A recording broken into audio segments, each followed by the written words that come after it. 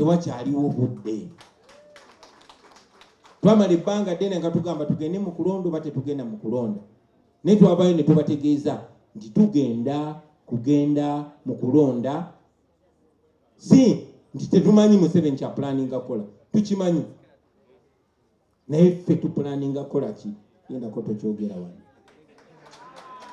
Tugenda mu kalulu kano ke tuyita protest vote. Kalulu kakwekalakaasa. Okwekalakaasa mutya sijja sikasuka mayinja. Welo abalala nga kye kibakolera ate nabo sinze nje okujja obbagana. Naye tugenda mu kalulu kano okwekalakaasa nga tuprotestinga nga twekalakaasa tuwakanya byonna byonna ebiri mu kugenda mu maaso, obubbi, okunyigirizibwa na buli kimu. Era tugenda kuddamu tuwangule Museveni. Kya planning okola ne kye tuna respondinga ebyo byaffe byakuteesa. Ne tuddemu tumuwangule ku presidential level twamuwangula. Ne tulina okukkiriziganya. Tuyinza okuwa ensonga nti tetwali ready bulungi. Tuyinza okuwa ensonga nti twalimu ensolima nnyingi. Tuyinza okuwa ensonga yonna yonna. But we have had 5 years now. So kana akalulu ke tugendamu baganda bange. First of all, nze my message to everybody, manyi wantu inawo abakulembeze, tuinawo ba coordinators, tuinawo n'abagenda okwesimbawo. Mbasaba mutwale obubaka eri bannayuganda bonna benyigire mu kalulu kano bonna. Batya buli omu asobola okuzanya paati ey'enjawulo. Waliwo abagenda okwesimbawo. Nze mpozi nga muleeseyo omulala naye bwe baati wali mulala anze mwewulira musaba. N'ekyo tekimala.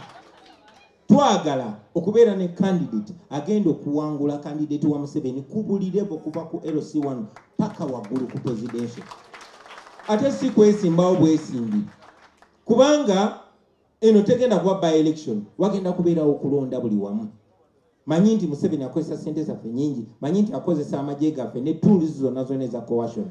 Ne tusobola omustretchinga bwe tuba tuli deliberate about it. Museveni bw'aba wano ekawempe yaleese abajjaati n'aba piso n'aba diso simanyi n'abaani bonna bonna n'abamalayo naye ne tumuwangula. Abaffe kifaanana kitya ng'abo tubagabanyizaamu emirundi nga giijo. Security ya Museveni bwe tuba nga tusitusa omulundi gumu ffenna buli omu n'agetinga involved ne wano mu Buganda wokka temumala tukontrolinga naye tulina Uganda yonna. So let us be deliberate. First and foremost, stretching. Waberewo candidate at every level. Ngali studied, checked, tested, and trusted. Eno nsonga nkulu nnyo kuba ku mulundi guli 2021 twali tutwalani aliwo nene tufunye agenda okwesimbako kadi yaffe ne tukuba engalo. Ate eno hawa tetulina candidate. Twafunye candidate. Twali tutwalani aliwo. Si bwe kiri ku mulundi guno. Ku mulundi guno tulina choice kubanga muliwo bangi. So tugenda kutwala oyo eyesigika, ali capable, ate nga ali reliable.